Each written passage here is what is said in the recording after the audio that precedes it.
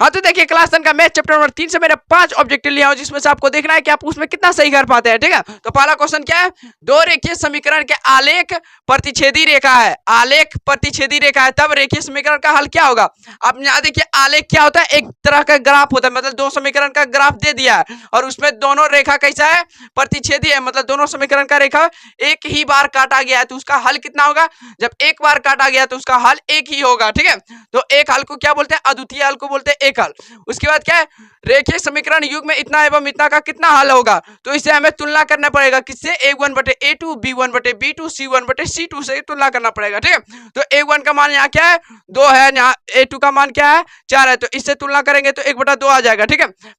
फिर उसके बाद क्या है, b1 बटे b2 का मान कितना है 3 और यहाँ 6, तो इससे भी तुलना करेंगे तो 1/2 आ गया, यानी ये दोनों तो बराबर हो गया। अब तीसरा देखते हैं, यहाँ c1 का मान क्या है 5 और c2 का मान क्या है 15, तो इससे तुलना करेंगे तो 1/3, यानी ये दोनों तो बराबर है, ये नहीं बराबर है, तो ये किस में जाएगा, कोई हल में नहीं जाएगा। ठीक है, उसके बाद क्या है, रेखीय समीकरण में चर के घात की संख्या कितना होता है, चर की घात की संख्या कितना होता है 1 होता है, तो ऑप्शन नंबर ए। उसके बाद क्या बोल रहा है, यदि रेखीय समीकरण का युग्म संगत हो, युग्म संगत होने का मतलब क्या है, अगर उन दोनों का ग्राफ निकाला जाए, अगर उन दोनों समीकरण का ग्राफ निकाला जाए और उसमें दोनों समीकरण का एक हल या तो अनेक हल हो, तो वो दोनों रेखा कैसा होगा, संगत होगा। ठीक है, तो इसमें से कौन सा सही होगा ऑप्शन, ऑप्शन क्या होगा,